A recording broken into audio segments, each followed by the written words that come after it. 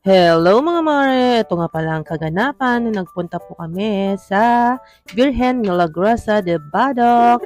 Located po ito sa Badoc, Ilocos Norte at ang ganda dito, ang daming activities na pwede mong magkabalahan. Kagaya nga ito, nag-rent po kami ng floating cottage para naman matry ng aming kasama at kaya ito hinihila niya yung tali para makapunta kami sa medyo gitna para tapno adalem kasjay mare adalem. At itong kasama namin enjoy na enjoy sa paghihila. At ito nag-try din sila ng activity sa gitna ng dagat, no? At para makapunta ka doon, kailangan mong gumamit ng kayaking. Kayang-kaya, di ba? At buti na lang kinaya si kuya at ayan, tulak mo na si Uncle Key kasi medyo mabato po dyan. Kailangan mo na gumitna para sumakay. Ayan. Hello guys! Mag-hi naman kayo. At eto nga mga bata, nakakita sila nagbebenta ng ice cream. Wow. Ayan, pati matanda, bumili na rin. At buti na lang may nagbebenta ng ice cream dito, no? And matanong ko nga po sa inyo, parang nag-iba na yung lasa ng ice buko, no? O talagang matanda na talaga tayo para sa mga dyan. Kasi nung bata ako, napakasarap niyan. Ang sarap-sarap, lalo na yung pinipig, yun ang pinaka-paborito ko. At pagkatapos yan mga mare, nag-try din tayo ng ibang activity.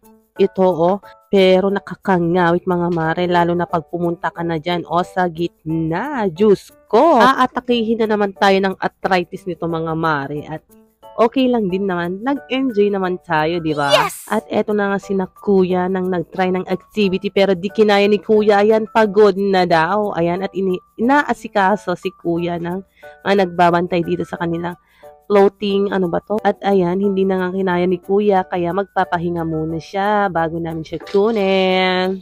At eto nga si Uncle Key. Ayan, at ito ng isang kasama natin, kinuha pa talaga yung cellphone niya para mabidyohan ang kanyang trick. Ayan, Ayan, at talagang nag-e-enjoy siya dito. At ayan ang slow-mo. Kaya napasabi siyang babalik siya daw dito. Marami pa daw siyang gustong pasyalan dito sa Ilocos Norte. Ganyan dito kaganda. Wow! Ilocos Norte, halina't pasyalin. Halina't pasyalin, magagandang tanawin. I love Ilocos Norte, halina't pasyalin. Nag-concert na ang mare nyo, diba? Kung matanong nyo mare kung libre ba to, may bayad po tong mga activities nila dito. Pero yung activities na pinaglaruan nila kuya, free na po yung kayaking na gagamitin mo papunta dyan.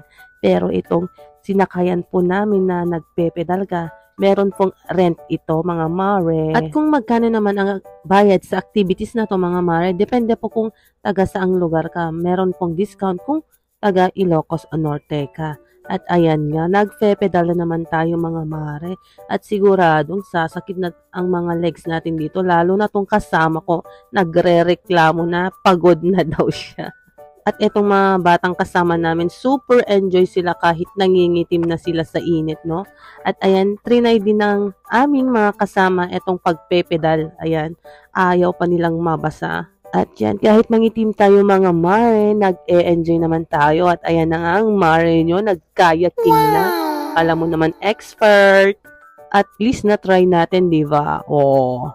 At itong kasama nga natin, ayan. Ayaw pang lumayo, nakahawak sa lubid. Diyos ko, paano natin itra-try to, mare, kung ayaw mong lumayo? Hindi mag-paddle-paddle na lang tayo dito sa malapit sa Kubo, floating cottage natin. At ayan na yung mga bata, gustong-gusto talaga pero ayaw talaga lumayo. At dito rin mga mare, may nagbebenta din ng turon at saka lumpiang gulay at ice candy pero di ko na po na-videohan. At ito po yung kagandahan dito sa La Virgen Milagrosa, Badoc, Ilocos Norte. Thank you for watching my mini vlog. Until next time!